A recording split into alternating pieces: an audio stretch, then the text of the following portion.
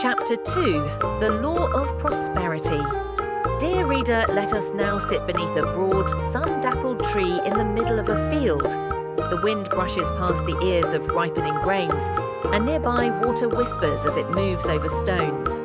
In such a moment, the heart can open to the truth of life's quiet laws, those that govern not only nature, but also the unseen fabric of our lives. In this chapter, Florence Scovel Shinn teaches us about the law of prosperity. And as I read her words, I cannot help but think of the farmers in the valleys of Hadong or the merchants along the dusty roads of Jinju. They too, knowingly or not, live by unseen laws, planting, giving, waiting, and receiving. Florence says that prosperity is not a matter of luck nor mere striving. It is a flow, like a river that must not be dammed.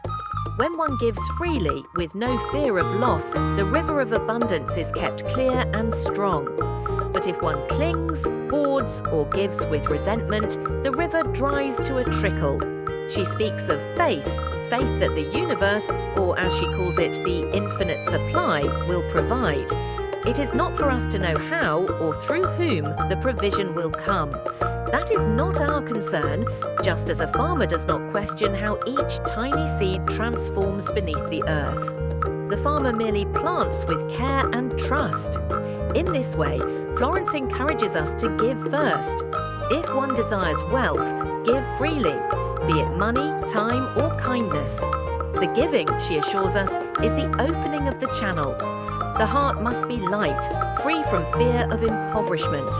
The miserly heart, like land left fallow too long, grows barren. She recounts simple stories. A woman who gave away her last coin with a full heart, only to receive unexpected gifts soon after.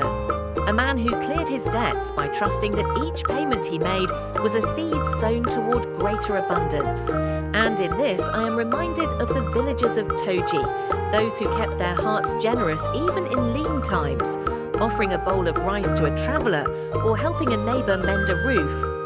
Such acts, in time, seemed always to return, sometimes in material form, sometimes as solace or unexpected good fortune.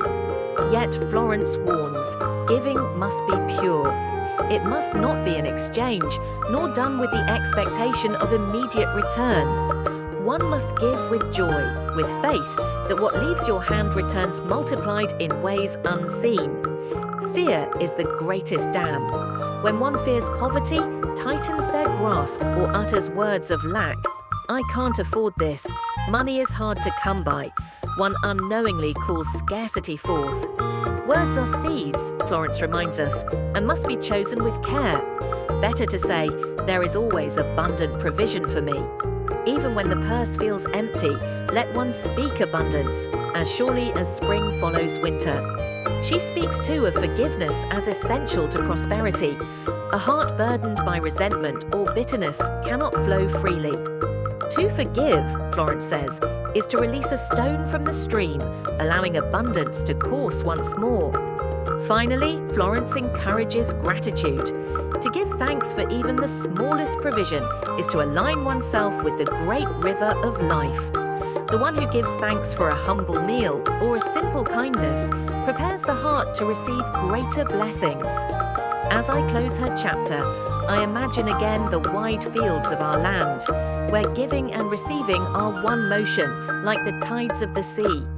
The seed given to the earth rises in time as harvest. The hand that gives bread finds bread placed into it in return. Such is the eternal dance Florence describes, the law of prosperity that sings through all things, waiting only for us to trust it.